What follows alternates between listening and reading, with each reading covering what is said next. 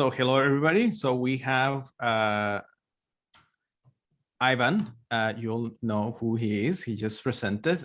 We have Stephanie Lee. She is from Buzzfeed News.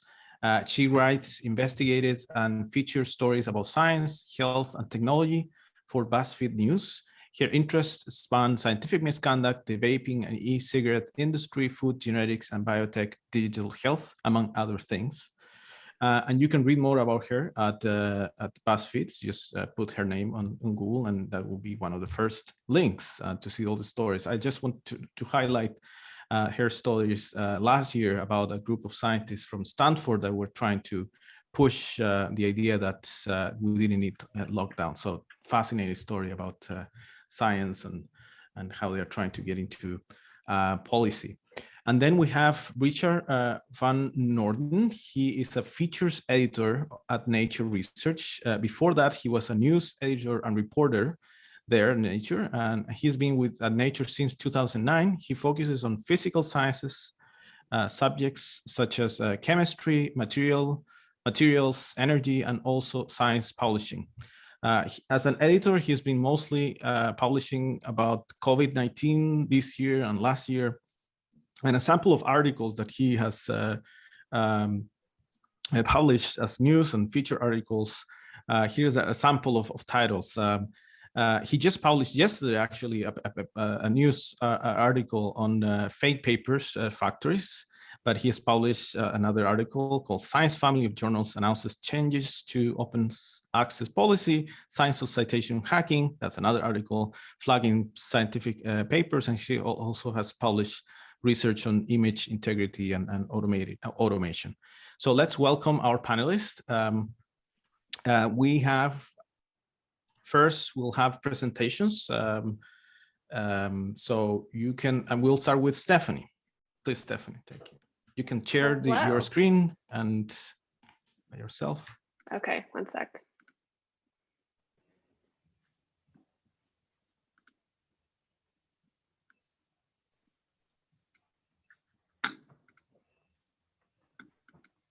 Sorry, one second. Does someone else want to go first, actually? Because it might take me an awkward minute to set this up. Sure. I don't know if, Richard, you want to go next? Thanks. Sure. I assume the discussion will be the main thing, so I've just done a short set of slides. So I'll try and share my screen now. Hopefully you all can see this. Yes, we can see it. Great. All right. Oh, we're at the end. So this is really just to introduce myself and say a few things, a few thoughts, but I imagine that this will mainly be the discussion. So I'm a features editor at Nature in London, and I don't represent the views of the journal Nature. As I'm sure many of you know, Nature is a hybrid of a scientific journal published by Springer Nature, but it also has a team of journalists reporting on science and science policy for researchers and really anyone whose professional life revolves around science. And especially this past COVID year, a lot of other people who want to read about science news. So it's daily online, a website. It's also still clinging on to a print edition every week. And one of the best ways to keep up with what Nature puts out is the Nature briefings. I've got a little plug there, but it's a very generous daily briefing that also reports on great science journalism at many other venues. And it also has videos and a podcast, so do check those out. So as an explanation and as a kind of conflict of interest declaration, and as we often end up saying in many of our articles around publishing topics, we're editorially independent of a publisher, but also they pay for our journalism operation. So, you know, take that with a pinch of salt, but, you know, declaring that up front, that's how it works.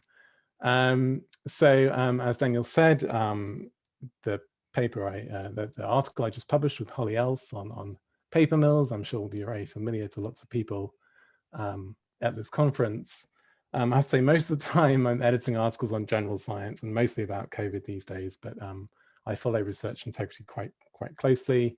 A few of the other pieces I've written about, this effort to tackle altered images in research papers, I've written about highly cited researchers who've cited themselves too much and have been banned from journal boards for it. Again, extreme self-citation and sort of in different kinds of topics, ethical questions around research, like facial recognition research, lots of ethical questions about the scientific articles, not just the topic itself in society. And you know, more widely, the team here covers all kinds of things like leadership problems and individual misconduct scandals and so on. So just a few sort of views, my views on misconduct. You can see where I'm coming from, and really, I mean, they're probably quite similar to Ivan's. I do think that you know, this sort of brilliant piece in 2009 by Daniele Fanelli, which pointed out that by looking at a meta-analysis of many surveys, almost 2% of scientists admitted themselves to having fabricated, falsified, or modified data results at least once. And 33% admitted other questionable research practices. So, you know, if you think retractions are high, I mean, they obviously ought to be far higher. And, you know, at the turn of this century, we're not in a golden age where merely 40 articles needed to be retracted. You know, there should have been thousands then, and there should be thousands now. But you know, I do think that poor research methods and sloppy science are far more destructive ultimately than outright fabrication, falsification, plagiarism, which is, I think, still rare. But I also think that all of these things are really encouraged by the race for funding, the race for prestige, and that's all exacerbated by funders and institutions, yes, using these metrics to judge scientific success, and that does encourage game playing and chasing of the papers that one needs. And we're seeing that with the paper mills, the researchers at Chinese hospitals who are doing a lot of this activity. They need to publish these papers to get promoted to the next level of physician. So they don't have time, so they buy a paper. And I also think that science is not particularly good at self-policing, sorry. It generally does take journals and institutions a very long time to investigate issues. And of course, like a journalist, I would say this, you know, sunshine is the best disinfectant. And here I just wanted to call out Paul Brooks's analysis from 2014, which was his science blog that he used to run, Science Fraud, and then he had to shut it down in response to threats of legal action. And he compared two sets of papers, 270 that he had chronicled on his blog, and so it was all public, and then another 223 that he'd been emailed about. He was going to blog, but he didn't before he shut the blog down. And he looked at what had happened. In 23% of cases that he'd blogged about, action was taken. But of the unpublicized cases that he hadn't blogged about, but he told journals privately about them, only 3% had been retracted or corrected. So he concludes internet publicity is associated with a higher rate of retraction. And I mean, I think that's just so true. And I think that the paper mill story I just wrote really shows that. I think that we all know that paper mill activity was occurring. This is not new. It's been going back 10 years or more, and lots of journalists have written about it. But I think that these sleuths making sort of very public in a large collection and saying, we've identified all these papers that might be paper mills, that led to press coverage, that led to lots of journalists asking journals what they were doing. And I think that that's led to more action. And it's also made it possible for me, who was merely, you know, tallying up and doing a bit of detective work, sort of add up all the numbers, to sort of say something like, oh, you know, about 26% of the sleuths allegations have been retracted or had an expression of concern so far, and the rest have not. And that sort of thing, okay, we know that this activity could be quite large, but it lets us put a few sort of numbers on the problem, and it sort of shows that it could be a really large problem. Whereas I think if everything is behind the scenes, maybe journals will eventually take action, but it sort of comes out in dribbles and no one actually sees or gets the sense of the enormous size of this issue. So I give all credit to the people who put these concerns out there and made them public, and that's where I think PubPeer and blogs have been so helpful. I wanted to say something about, why does nature pick the stories that we do? And this is just a little slide of, I think, all of the outlets I must have read in the last, I don't know, month that have done brilliant investigative work or, released something amazing. So essentially, apart from asking how does the importance of a new potential case compare with what we're writing, we're always saying, has it been covered elsewhere? What can we usefully add?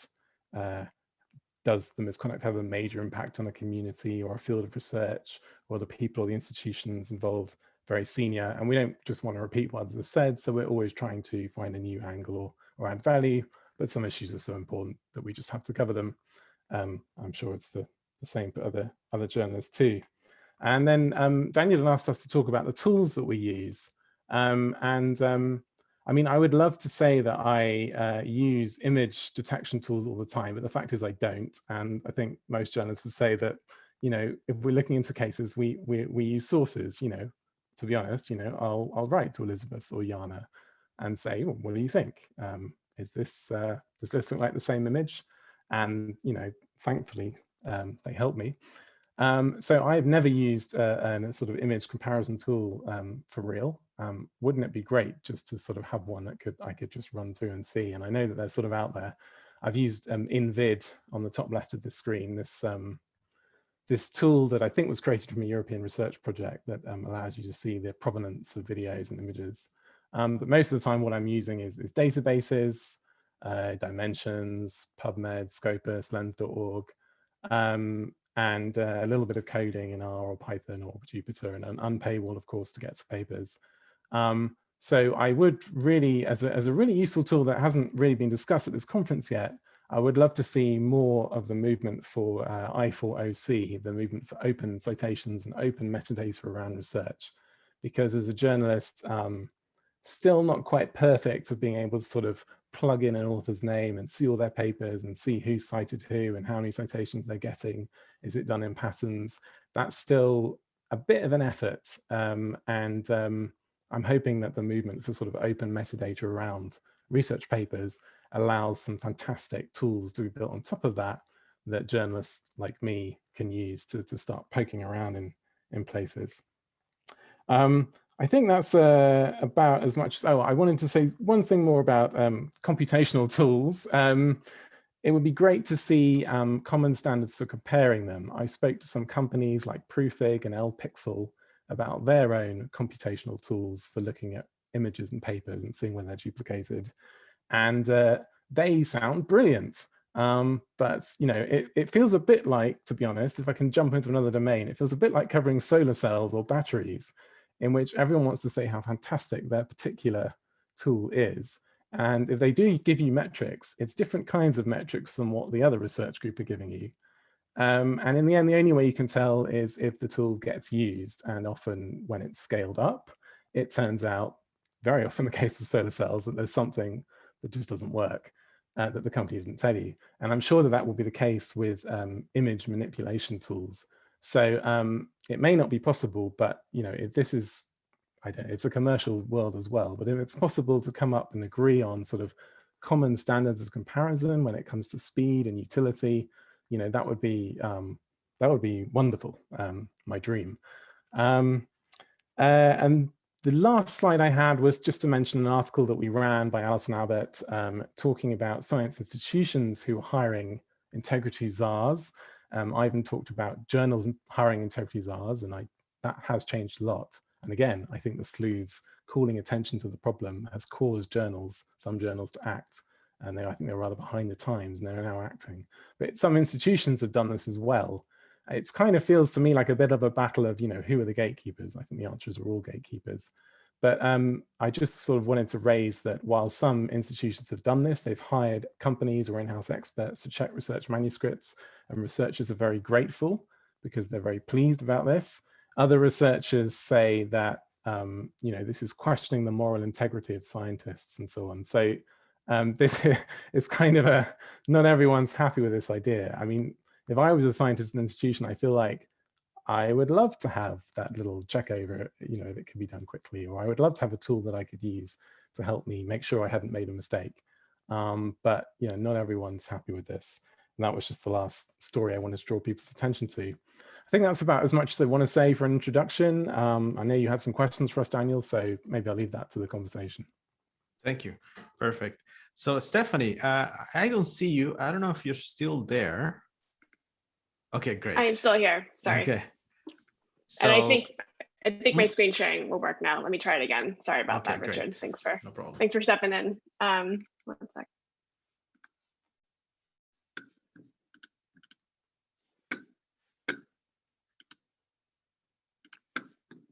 Okay. Okay, everyone can see that? Yeah. Great. All right, thanks for bearing with me, everyone. Hi, I'm Stephanie. I'm a science reporter at Buzzfeed News. I'm based in San Francisco, and I've been with Buzzfeed for 6 years now. I just wanted to share a quick overview of some of the reporting I do, which I describe as looking at science, health, and medicine with a focus on accountability.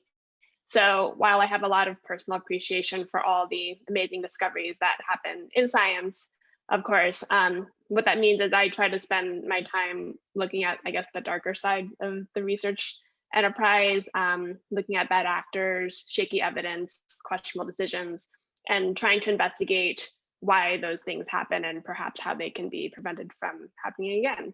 So I'll just share a couple of stories that I've worked on over the years and explain a little bit about what I've learned from them and how they shape how I think about the landscape of research integrity going forward. So one of the questions I always ask when looking at influential, high impact science is what makes it influential and how do we know that it's as solid as it's presented to be, as it's claimed to be. So a few years ago, I wrote about a scientist at Cornell University named Brian Wansink, who for years out of his lab published studies about what led people to eat more or less, and then use those findings to give advice about how you could lose weight painlessly. And he was widely quoted in the media. He was held up as a healthy eating expert. He served on the government panel for shaping nutrition recommendations. But then a couple of years ago, a group of outside graduate students who had nothing to do with Cornell or nutrition science, including Nick Brown and James Heathers, started looking more closely at his work and found that a lot of it did not add up statistically. So he ended up retracting several studies, correcting many more. Cornell did an investigation and found him guilty of scientific misconduct, and then he retired. So Ivan mentioned in his presentation that science is like barely self-correcting, and I would agree with that assessment. It really is so far from what it could be.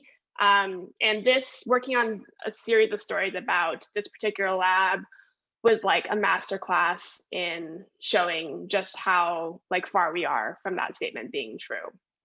So in this case, over years, studies with major errors were being submitted and peer reviewers were not catching them.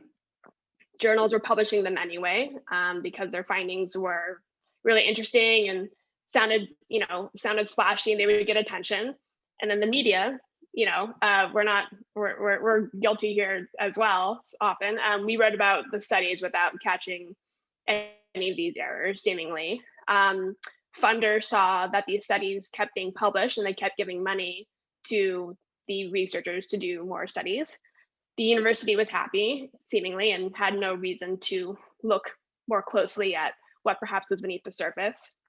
And it was not until a group of people who were truly completely had no financial or otherwise involvement with this, just decided to look closer and peel back the layers and find that things just didn't add up, and then the house of cards came crashing down, so to speak.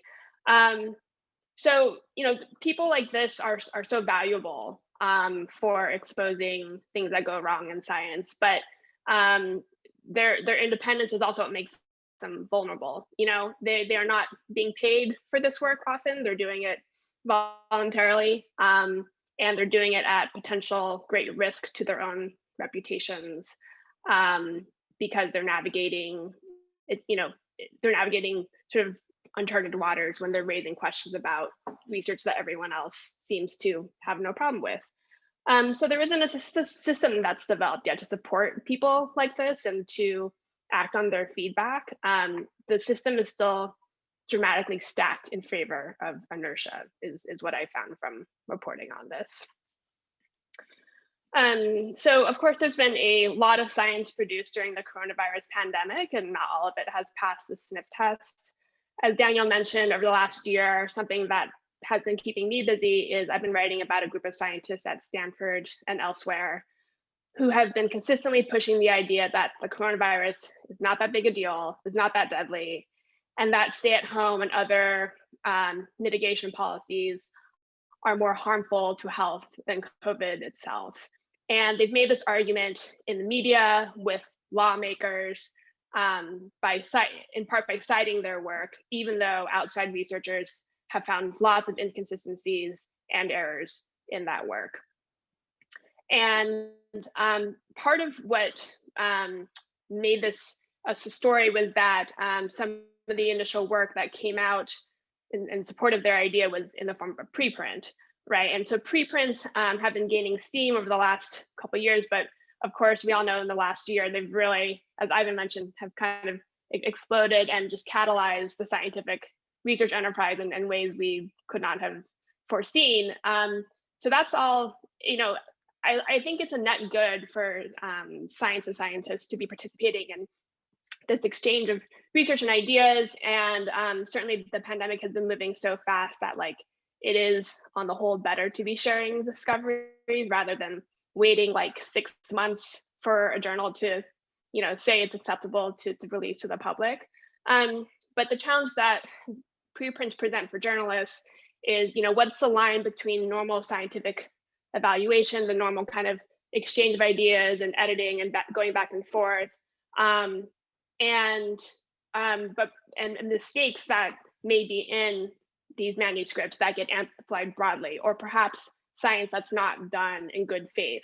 And what happens when findings from papers sort of take on a life of their own, and there's been no gatekeeping, fact checking them along the way because they bypassed peer reviewing and journals and all that. Again, not that peer reviewing and journals are perfect.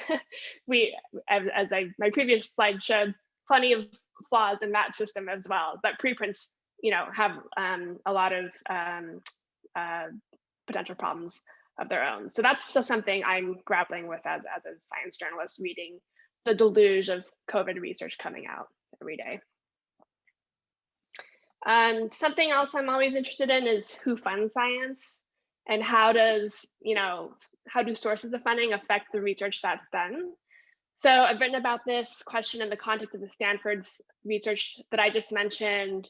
I learned that the founder of JetBlue, the airline, who was very worried about what the coronavirus last year was going to do for the airline industry, contributed money to one of these studies done by the Stanford scientists that was then used by him and the scientists to argue that closing the economy, including in the early days of the pandemic, was a bad idea. So I've also written about this, though, about potential conflicts of interest and financial connections with the vaping company Juul, which is based here in San Francisco, where I am, and how it's tried to infiltrate schools and pass along the idea that vaping can be okay in certain circumstances. I've also written about the food industry and how it's funded scientific research, including pasta companies that have funded research that finds surprise that pasta is good for you. I've also written about the salt industry and the sugar industry. And as a friend once said to me, can you stop writing stories about all the foods that I like? So conflicts of interest and funding disclosures, we really need more transparency around that kind of information. In science, it's hard to track this. The disclosures are buried often in PDFs that are behind paywalls that are very difficult to access. And then the information is not in standardized formats. So it's hard to search across a wide variety of journals to try to track patterns in who's funding researchers over a long period of time. And so when I'm trying to track, who a company has funded or how far a grant has gone, that's one of the main difficulties for me, is just like trying to collect all that information and then find it. And then rules about disclosing this are not consistent always, and perhaps there's different definitions of what people are required to disclose. So it's just, I end up checking, like 10 different sources and trying to cross-reference things. And it's a pain, and keeping that information, making that information hard to access allows potential conflicts of interest to flourish, right, to continue. And finally, I just consider this to be one of the most important questions to ask in my job, which is who gets hurt. So beyond just a scientific career by conducting scientific misconduct, who is being affected by sloppy science and poorly thought out health policies? What harms are being caused by lax technology platforms and systemic racism and sexual harassment? On patients, on young scientists, on minorities, on people who otherwise don't have voices. Scientific misconduct can take a lot of different forms and have a lot of different far-ranging consequences in society. And I take tracking those to be a big part of my job. So that's a brief overview about how I approach my job as a science journalist. In regards to how I use technology in my work, I'm not as technically proficient as Richard is with coding, but I use sources like PubPeer, the Wayback Machine, PubMed, Web of Science when I'm researching topics and people.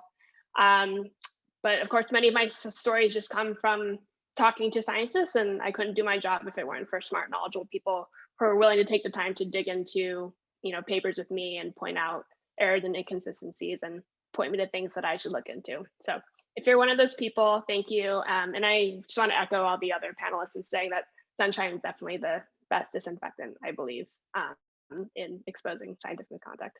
So thank you, and I'll turn it back over to the next speaker. Thank you so much, Stephanie. So Ivan, I don't know if you wanted to say some remarks.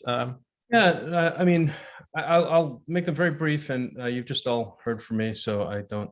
That was probably twice as much as you needed to hear from me, so I'll be very brief. But I guess I wanted to say a couple things, and one is to place this. I think the great thing about journalism taking a much more active interest in this in recent years. And frankly, look, Richard and Stephanie and I, we compete, right? We compete for stories, which, can be very unsettling when the two of them, beat us all the time. We beat them on some things, but, the point is, like, that's a good kind of tension. I just always learn so much from their work and from lots of others doing this work. And like, that's a really good thing. And I think that I'll sort of put it in context of, something, and again, I'll put it in context of, again, as they both said in different ways, more eyeballs. Like we are eyeballs, but we also bring many, many more eyeballs who then, frankly, start to look at things. I mean, a sort of what I think of as a sort of classic story from the first few years of Retraction Watch. We wrote about 4 retractions, and there was somebody who was doing sort of diabetes research, but trying to cross the blood-brain barrier with an insulin delivery system. Details of that don't matter, but he actually sort of said, and what I think is a fit of pique when we called him, well, don't worry, you're not going to hear from me again. I'm done with all this. I'm tired of all you people, or something like that. But what was interesting was that then after that, and this was, with respect, Boris, pre-PubPeer, people started finding other problems in his papers, and they actually started leaving comments on our post. The university went back. We didn't know they were doing this, but the university went back and then did another investigation, and then he ended up having another 5 retractions. And they told, actually, Margaret, who was it? Margaret Munro in Canada, at Canada Press at the time, unfortunately let go with cuts several years ago. They told her, actually, well, we did this because of the Retraction Watch comments. And so again, that's just one example, but of the kind of thing that happens when all of us do this kind of work. And it's whether it leads to another story for us, whether it just leads to cleaning the record. I mean, I think that's a key part of it. But to again, in different ways, and particularly what Stephanie was saying, both have said, this is a sort of, it's an out there side activity for a lot of people, you know, frankly, including me, even though people probably assume I spend all of my time with Retraction Watch. I can assure you, and if anyone from the people who actually pay me to do the jobs they pay me to do are listening, I spend all my time doing those things, or at least enough time, and hopefully more than enough time. So that's one thing. And I just want to sort of also put it in context very briefly of, there was a really interesting piece that I imagine Richard and Stephanie, you saw yesterday, David Leonhardt's, you know, it was his sort of, it was a piece in the New York Times, but it was his morning briefing, I think it's called, or what have you. And it was all about, it was actually about a preprint, a working paper from Dartmouth, I want to say, which was looking at sort of comparing the positivity, if you will, sort of the good news in the States, here in the US, versus other countries in terms of COVID. And it actually had a bit, which I want to dig into further because I don't think I understand it properly yet, comparing that to how much good news there was in journals. And again, what struck me when I looked quickly at the working paper is that it was an apples to like sort of weird watermelons, you know, comparison, and I want to dig into it more. But I guess he was sort of, you know, not chiding journalists, but pointing out that yes, for good reason, a lot of us tend to focus, and maybe many journalists tend to focus on the negative. And he pointed out that if it weren't for us focusing on it, you wouldn't hear about the vast majority of it, if maybe none of it. And I firmly believe that's the case. It's what I tried to sort of do my whole career. But it was an interesting take because a lot of people responded with, oh yeah, you know, journalists are so negative and, you know, we should, you know, do something about that. And I was sort of like, well, no, we are a corrective to the massive press releases and marketing and the rest of it. I just, and again, to the point of scientific journals, the positive, you know, publication bias you see in scientific journals, right? Which again, that's a superficial overview of a bigger subject. So I think like in some ways it made me sort of reaffirm the need for looking critically. And that doesn't mean always just throwing your hands up. It's also solutions journalism, what have you. But I think it's really critical that we look at that. So I'll stop there. I think we should have a conversation. Okay, so there are tons of questions in the chat, but I wanted to ask you something that I was thinking that I feel like things have been improving, and maybe you can say that no, things have been getting worse, maybe things, but I would say that it's because we know more about these cases, because we have Peer, because we have Retraction Watch, and because we have journalists like you. So is there anything, so if things are improving, you think there is anything, if there was one thing that you think which would change about the system, and this could be things about maybe incentives, maybe the way that maybe scientists individually are behaving, like maybe they're just too greedy or expecting to get too many things and publish too much stuff, or if there is something more structural that we need to change. Is there something that we can change about the system that will make things better, and perhaps you not having to report on these cases? What about you, Richard? You can start.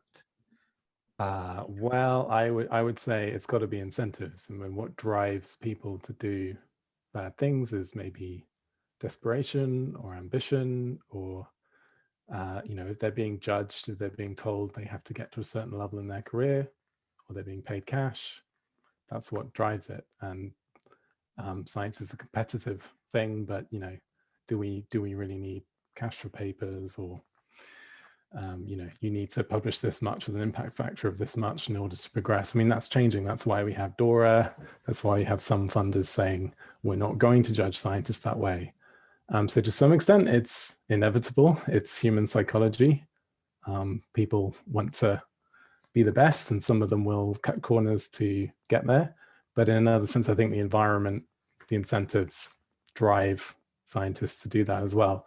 But then I also think that what the journalists and the sleuths are doing is kind of pointing out the extent to which this is causing problems. And so it's kind of a, look, do you realize how bad this is situation, which is what I think is going on just with the paper mills example. It's kind of, you know, do you realize that this is thousands or tens of thousands of papers? It's not 5 or 10.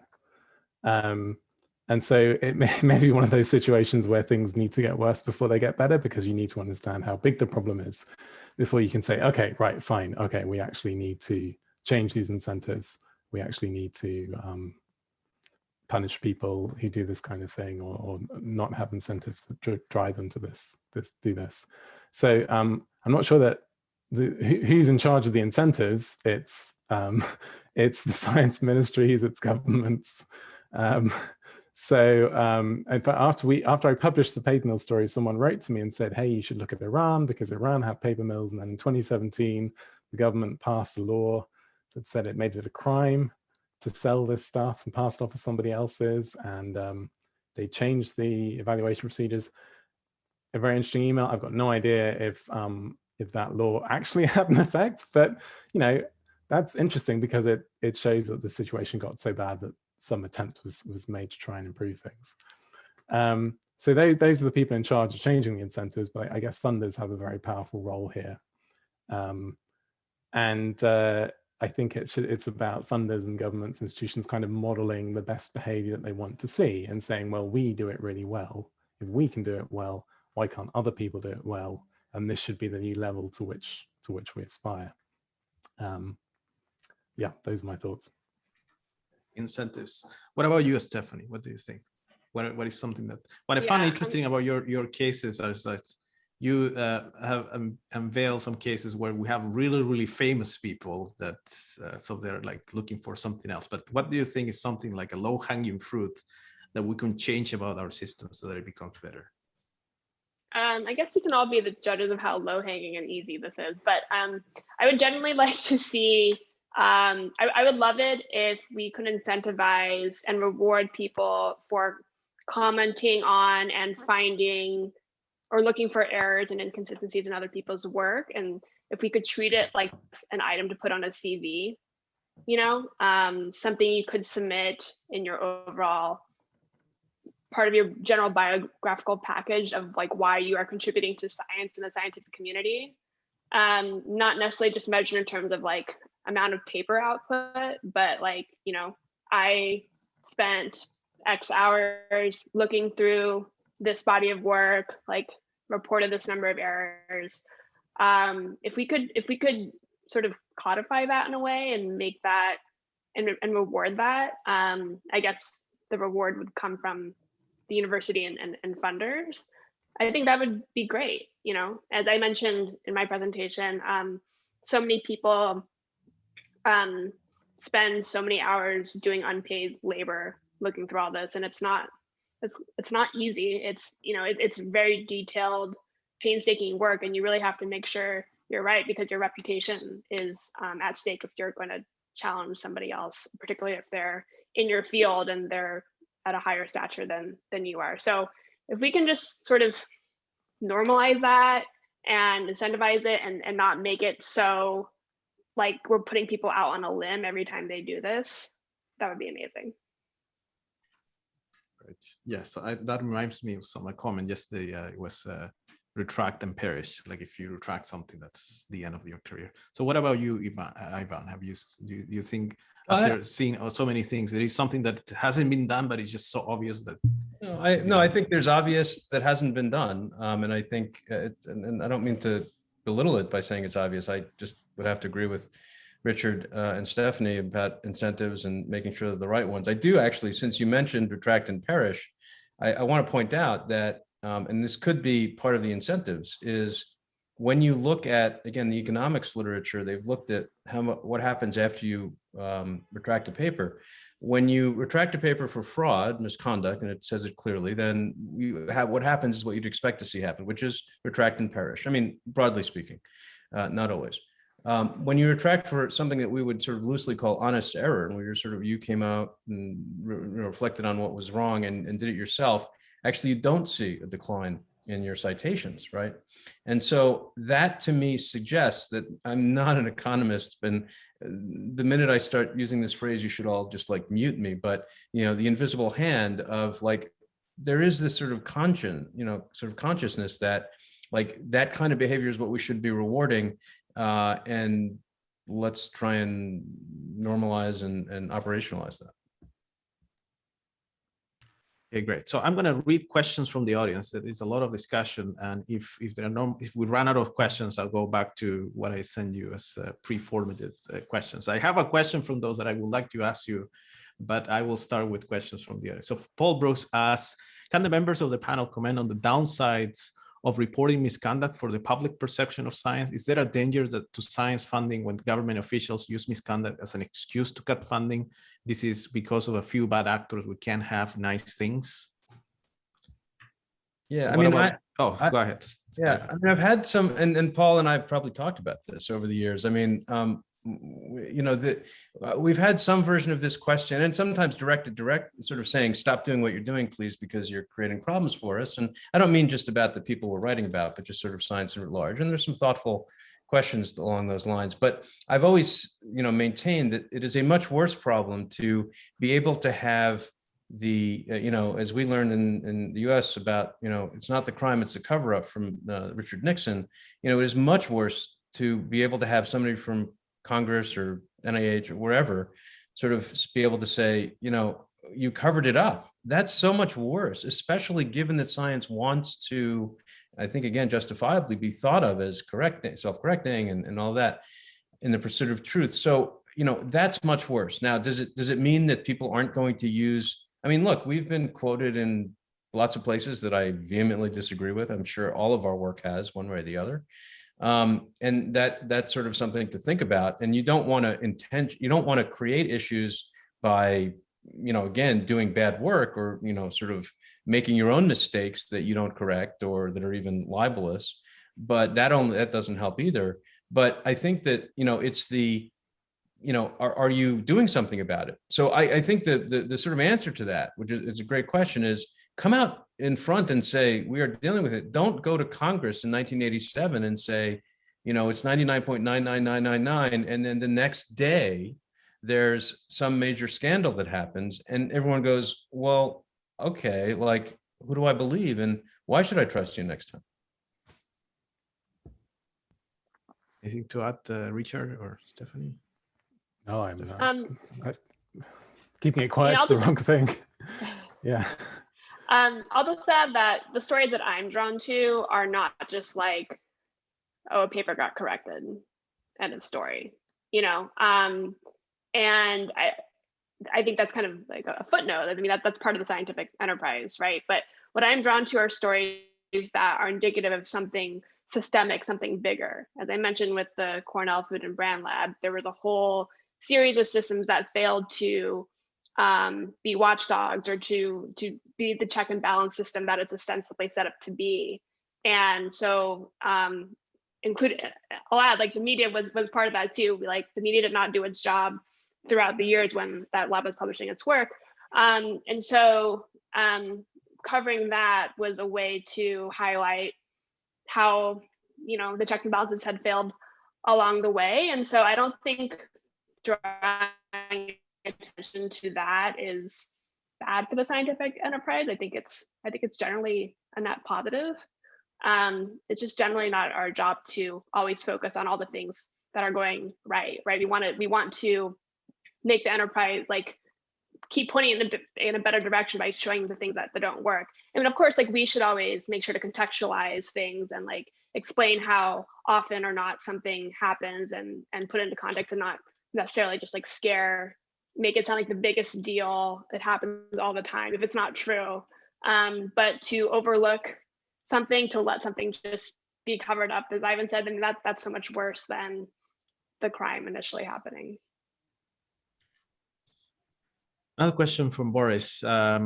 Possible question, he says, regarding the difficulty evaluating preprints versus publications, I guess peer review publications. Is there really much difference in reliability between these two forms, preprints versus peer review? Shouldn't one always ask several independent expert opinions? Maybe you, Richard. I mean, yes. I mean, this is tricky because at Nature, we have the luxury of yes, we do always ask people about preprints and papers in about the same way, because we all know that papers can be bad science and preprints can be bad science and both can be good science. And all you know with a paper is Some people have looked at it and said, yeah, this seems to pass the smell test. I've gone in, it seems okay. It's been deemed worthy of publishing in maybe a journal that ought to have good quality controls, and that's what you know. You often find out that, you know, somebody else thinks it's terrible. Now, the problem is that quite a lot of the time we look into a preprint and then we don't cover it because it's not worth it. And then other journalists maybe who don't have as much time will think, well, it's out there. A scientist said it.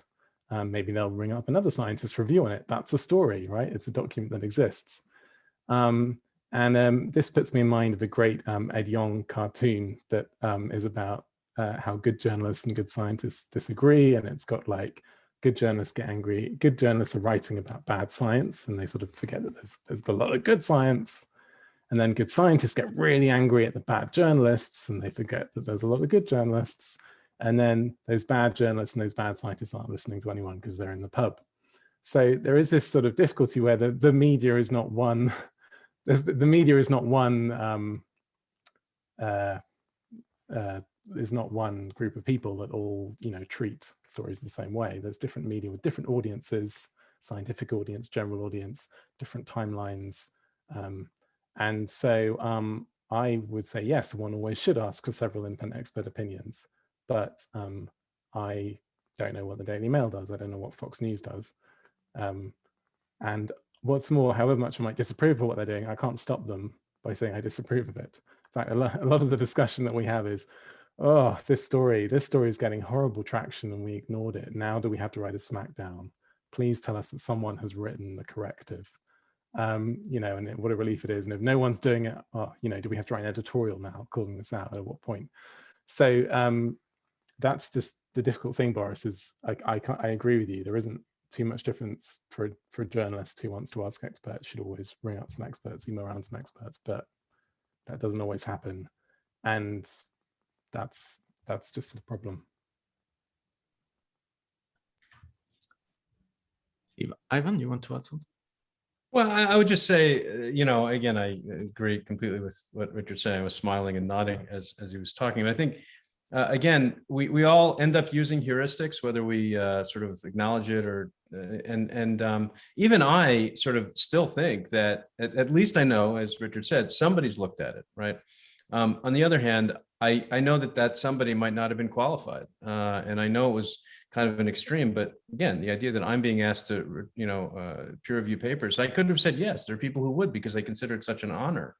And that's where we get into these issues. And so you know, to Richard's point about sort of, well, someone done the corrective. When I was at Reuters Health, and by the way, I was listening I have to figure out how to give people my bio in a way that doesn't make it sound like I'm either 900 years old or, you know, only stay at jobs 6 months. Both those things are sort of true, I guess. But, you know, I was at Reuters Health. This was, you know, 2009 to 2013. We actually could in many ways, but again, that was a particular position I was in. Because we had such a big footprint, I knew what was going to get terrible coverage, right? And not because I'm brilliant, but because it's obvious what's going to get terrible coverage.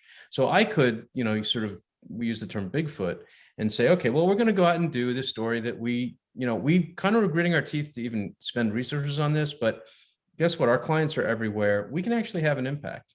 At least I deluded myself into thinking that. And so we would go out and do the story. And that way, at least there would be 50 million headlines saying, you know, crap study says crap or whatever it was. Again, I'm not saying that it's putting your finger in the dike, right? It's not like really a solution, but I do think that there's sort of, you know, to me, the bigger picture is, and there's a question, actually, I'm just scanning it, so maybe I'm getting this wrong, but it's sort of about actually, again, moving way upstream and saying, you know, look, let's have people understand, that any particular study, I don't care if it's a preprint, the New England Journal of Medicine, whatever, is not the final word. And B, let's have journalists start acting like that, right? And I, again, the three of us, I don't need to preach to this choir, but, you know, I've taught medical journalism now for almost 20 years. And so I preach to that sort of youngish junior choir, and hopefully they understand what I'm talking about. It's that, again, but not to sort of repeat ourselves, but it gets back to incentives, and it's the same incentives in terms of journalism that is in terms of they're not the same, but they're parallel. Doing the kind of in-depth work that Stephanie and Richard do, right? Which is so critical. It requires real resources, right? I mean, one of the things that keeps us, when we were much better funded at Retraction Watch, we could do some of that, and we still every now and then can do that, but that requires real resources. So the same way a reporter who needs to file 1 to 5 stories a day is just not going to have that kind of, and we feel, just because there's so many retractions, that, covering 1 story a day is reasonable. Maybe even that's too many. But the point is, like, we don't have the resources, me and Adam, and we're both volunteers essentially. So it's just, we have to think about that too. It's parallel. What about you, Stephanie? I mean, I see in some sense when I think Paul approached me from Buzzfeed, and I thought of Buzzfeed like viral videos, like how does it work at Buzzfeed, I guess, compare to these other venues, and how do you evaluate reliability and maybe resources that you have? Sure. I mean, we still do viral videos, big part of our site. Love those, love the lists, but no, for those not familiar, BuzzFeed has many arms. So BuzzFeed News is one of those arms, and we're a 150 person news organization, mostly based here in the US. And, we have it all. We have investigative reporters, and we have breaking news reporters. We have people writing about celebrity. We have people writing about criminal justice. So I'm on the science team, which is for 5 people, including our editor.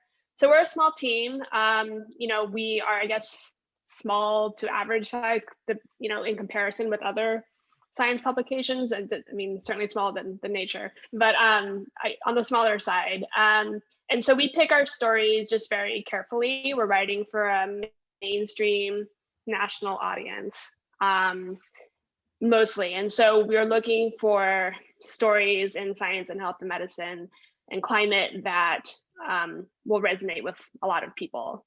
And then when we pick stories, we have the really great luxury of having the time and resources to spend time on those stories. I don't have any kind of story quota. I don't have to file 3 stories a day or whatnot. And so I have a lot of freedom to pick what I want to look into and do reporting. And then if it doesn't work out, then I don't have to publish something, and that sounds so simple. If I decide it's not a story, then we're not going to write a story, but that's really a luxury for so many journalists, unfortunately, like a rare luxury. So we just pick carefully, and we look for things that are of high impact, however you define it. We look for names people might have heard, people who have commanded a lot of funding or attention, and papers that have been influential in science. And I'm just very lucky that I'm in a position where I can kind of choose my stories. Great. So I see Joao's question. I'm gonna kind of merge it with my own question later, Joao. Sorry, I'll skip your question and ask. Deborah asks, as whistleblowers, it's so helpful to have people like you shining light on these issues. So how can we make your life easier and help you to make your job faster, easier, more widespread?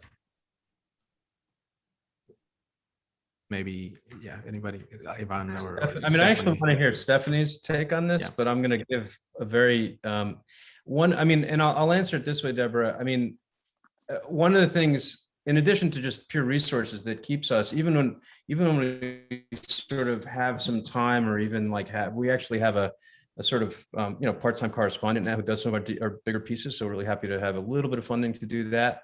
But even there, and I don't want to be unfair here, because I understand, just as Stephanie said, how challenging and what a vulnerable position someone is putting themselves in to be a whistleblower. And I'm always conscious of that. I mean, I can tell you that for every 10 people who approach us about something, I convince I don't convince, I just sort of walk through them, 3 or 4 of them, and they just say, you know what, you're right, that's really risky. And again, I like to think about myself as kind of a human being as opposed to sort of just needing that story and that's the be all and end all.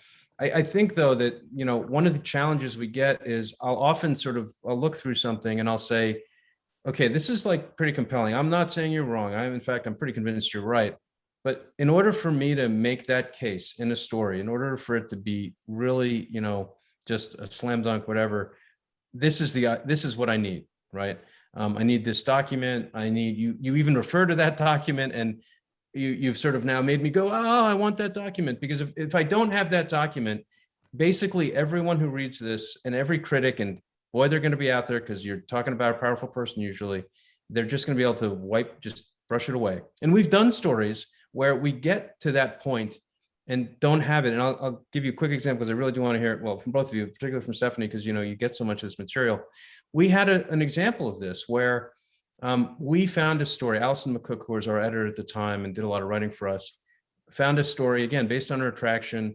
I'm going to do the very short version, but University of Illinois, Chicago, a child psychiatrist who the retraction notice was tantalizing. We even filed a public records request, got a letter saying certain things, but not all that. We published the letter and we did a story which was richer than if we had just said, oh, look, there's a retraction notice. I don't know, something happened. And I actually was pretty happy with the story, but I knew we didn't really have the story. And so, we even hired a FOIA, a public records lawyer, to help us think through this. And he basically said, look, I'll take your small retainer, but the chances of winning this are essentially zero in Illinois. And we said, okay, well, that's going to be how it is. ProPublica comes along a couple of years later, right? Jody Cohen, a terrific reporter, and she figures out exactly what to FOIA that I wasn't thinking about and blows the story out, and just in an amazing, impressive, award-winning way. And so I guess what I'm saying, Deborah, is the closer you can get to that quote unquote smoking gun, the better, you know, the more easier. It's not about making my life easy. It's about making me like able to proceed and be successful. And I understand how challenging that is. But the closer you can get to that, the more, I'll put again, the more likely it is that we can take it, or any of us can take a story and actually do something with it.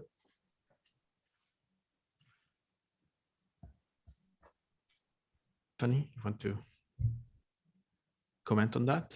Oh, sure. I'll just add that. So what would make my job easier? So generally all the big stories I've done have relied heavily on documentation, as Ivan said. I work with a lot of people who are in sensitive positions, I'll say, where they have information, but they're worried about their names being attached to it, or if there's the potential of being found out who they are. So I take that responsibility really seriously. But so I work with people to do my best to reassure them that, you know, I'll keep your identity confidential, and like there's ways that we can present documents in different ways to obscure like the origin. But above all, documentation is helpful. With the Cornell lab,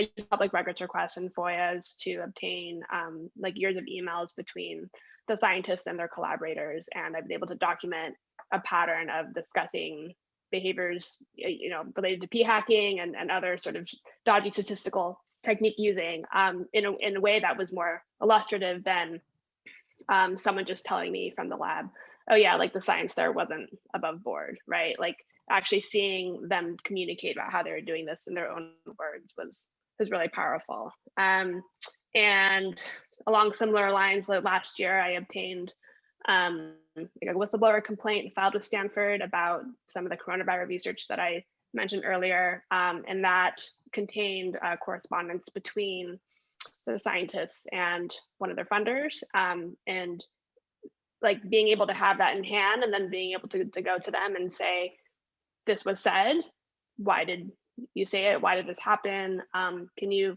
put this into context for me? But yeah, not just relying on hearsay, but having documents as sort of like the bedrock, the core of a story is always just so helpful. So if you're thinking about sharing a story with one of us, hopefully me, but if you're thinking about sharing a story with one of us, it's always helpful to have the documentation or to know how we can find it, or to have ideas about how we can go after it. Yeah, I'd echo that. Documents is so important. And also when you're writing that first email, a sense of what the journalist is wanting to know. The journalist is going to go to an editor and say, you know, I've got this email. And the editor's going to say, well, what is the story? What have you got for this story? Who can you talk to? What's the headline here? What's the sort of minimal headline if this doesn't quite work out? Sort of thinking about it from that point of view. Who is hurt by this, as Stephanie said. So that's kind of key. I should have said, by the way, that because Nature's UK headquartered, we work under British libel law, which is I think much harder to write stories in than American libel law, because if someone sues us for defamation, the burden of proof is not on them to prove, is not on them to show that what we wrote is defamatory. It's on us, the journalists, to prove that what we wrote is not defamatory, although there is a sort of defense of something being in the public interest. I mean, in the end, it comes down to the same thing, really, which is that you always have to go to the person accused and give them a kind of no surprises email saying, this is what we are stating in this story, and here's your chance to tell your side of the story. Hopefully it hasn't come to an email like that. Hopefully you've talked to them first. But for that kind of thing, it's just so useful to have a document where you know for sure, you know, I have this documented, and it's not just someone telling me or an interview, because, you know, for all you know, that person contacting you probably has their own agenda. Maybe they're misrepresenting something, and it's horrible to get those kinds of surprises. So we're always looking for something that's written down on paper. I see. Okay. So I'll combine kind of two. One comment was like, maybe we should start teaching earlier about these issues to students, and then Jennifer Byrne mentions that maybe what do you think about these cases, kind of the ramifications of these cases, and maybe that's something that maybe you haven't explored much. For example, people using science that is not reliable, and how that affects their results, and if that seems to be underreported. What do you think?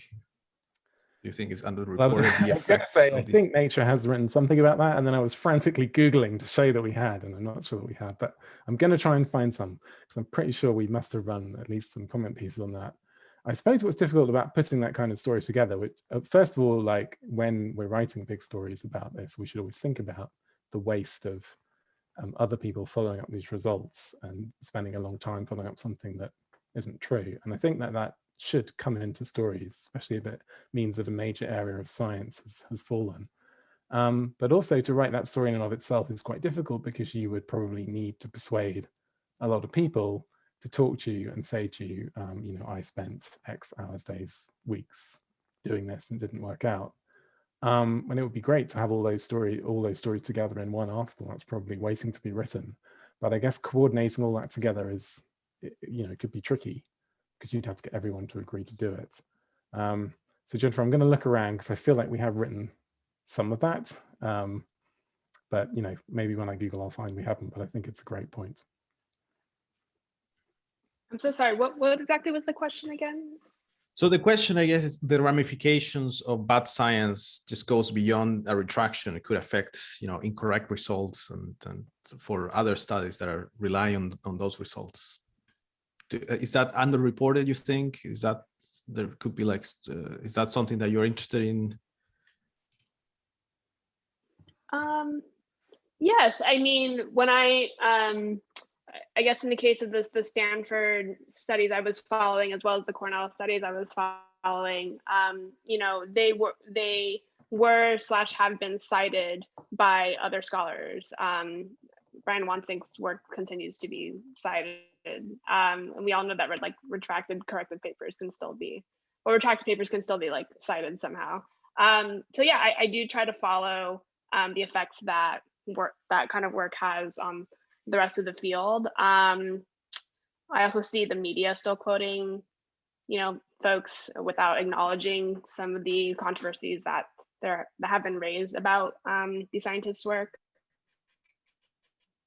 Yeah, it's kind of it can be a bit messy to like put into one story.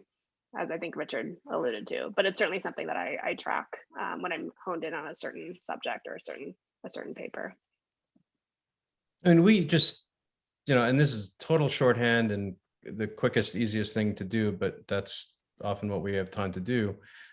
We at least include how many citations the retracted papers had. Again, that gives some note. Again, it's that in and of itself as a metric is pretty problematic, but at least it gives some sense that, well, there were X number that decided, and sometimes it's 0, sometimes it's 500. But I do think the downstream effects, I mean, and again, it's to Richard's point, it's sort of silent. It's like, it's what's below the surface in terms of an iceberg, because, people are just leaving. I mean, we did a story a bunch of years ago about someone, and it wasn't so much the downstream effects on other people's science, it was the downstream effects on those very people's careers. And it turns out, and this was a case that, well, it's very interesting and complicated, but in any case, he was trying to sabotage, he was actually trying to throw everybody else under the bus and make it look like it was their fault. And that all came out eventually, actually, when we filed public records requests. But, all those people left science one way or the other. It was heartbreaking actually to talk to them about that, because they all clearly cared deeply about science and wanted to be scientists, and just felt like it was too much. That's sad. So there is a question about funding for Retraction Watch, and I know these are all foundations, and also I know that PyPeer is also a foundation. So there should be mechanisms, I know, at least in your web page, for supporting your work, Ivan and Boris too. I wanted to ask a question about technology. Okay, so let me go back perhaps to also pay attention to what Joao had asked in the past. So there have been some Ed presented research on that it's possible to generate Western blots that look impossible to distinguish, at least to me, they look fine. He showed that it's possible perhaps to detect them very accurately with computers, but I'm not so sure. So do you think, so two things, do you think people that are fraudsters are using more advanced technology? That's one thing. And do you think there is something in the future that you see and you worry is going to threaten research integrity? Is there some technological advance that you're aware that people are using, and maybe people are not using, but you're worried that they might use it in the future? I can answer the second just real quick. Mm-hmm. I'm worried by saying it, but oh well, here we go. I'm really worried about deep fakes, right? Which are artificial intelligence generated photos and videos and even audio that sound exactly like a person, like a certain person, or just like an actual person, but it's completely computer generated. There's been a lot of focus so far, I think, on the potential of deep fakes to be weaponized politically. We all remember the viral video of Nancy Pelosi that was doctored to make it look like her speech was slurred, that went viral on Facebook and other social media platforms and got millions of views before it was taken down. That wasn't quite a deep fake, but the software is sophisticated enough to create images that really just do look like real people and speak like human people and blink, and the shadows are almost totally correct and all that. So I'm just generally terrified of that, and I'm worried about that infiltrating into scientific research somehow. Because that just seems like a whole new challenge. What about you, Richard? I know that you've written. Yeah. I mean, that's also the one. Yes, that's really worrying. And I guess that deepfakes bring with them a kind of a sense of, well, how do we know what's true anymore? The sort of wider mistrust, as well as individual misconduct, which then can lead you to that can be used an excuse to attack any sort of scientific paper or finding. Oh, well, that's, as we saw with Trump, that's fake news, or that's not right. That looks fraudulent. That's a real concern, because it feels like it's very hard to get out of that spiral, right? So there's sort of, how do you get the sort of ground truth? No, this did really happen. And then I suppose the corrector to that is this sort of collective feeling that we need ground truths. What have we got ourselves into as a society? We need a place where we can stand and say, no, actually, we need to establish that these things are correct. And hopefully enough people feel that and work towards that, that we can find ways of watermarking or indelibly proving that things really did happen. I mean, I don't think this is going to jump into science first, but maybe it will, and it'll be a bigger problem than science if it starts getting weaponized. Yeah, I don't have much to add other than to say, I think in general, we're always fighting last year's battles.